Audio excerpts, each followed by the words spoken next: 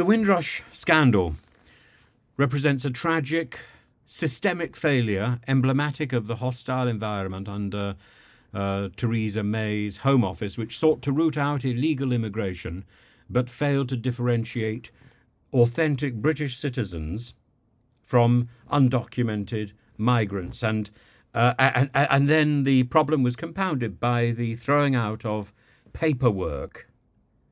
So it was compounded by the failure of bureaucracy. The damage done has since led to some modest apologies, reviews, a protracted compensation scheme. Yet the resolution to restore to their proper rights the people who came over in the Windrush generation and their descendants, it remains hampered by inconsistency, political inertia, and the bureaucratic arrogance of a Home Office that has been proven to have acted with stupidity.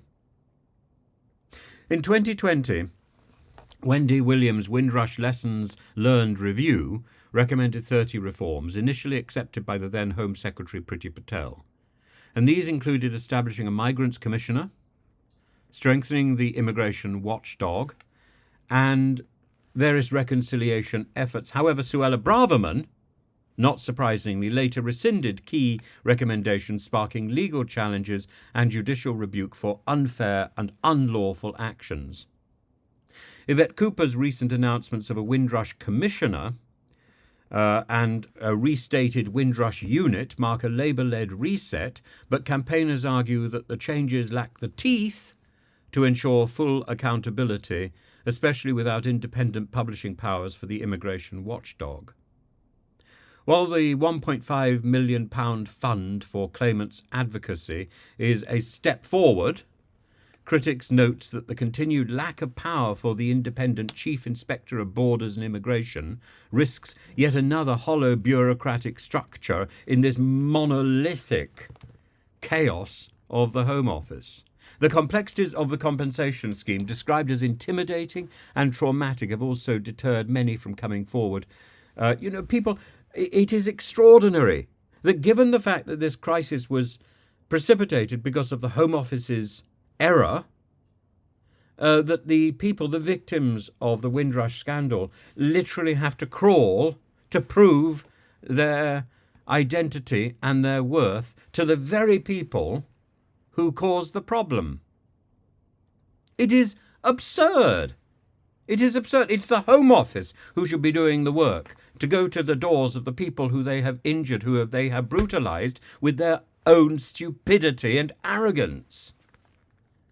There are cases still languishing in the system for over a year because of the Home Office's indolence and superiority. The Home Office has been proven to have behaved badly, and yet it still thinks that it is superior. It still thinks it is greater than these people that it is belittled. Some of them have even been deported. Some of them have been put in prison. It is outrageous that this institution, this Home Office, given a licence to laziness by Theresa May under the hostile environment, should still be pontificating and lording it over Britain. It should be holding its head in shame. The scandal then isn't just a historical blight, but a continuing wound where bureaucracy intersects with political failure. The Windrush generation, instrumental in post-war reconstruction, deeply rooted in British society, deserves not only reparation but structural change that prevents such injustice from ever recurring.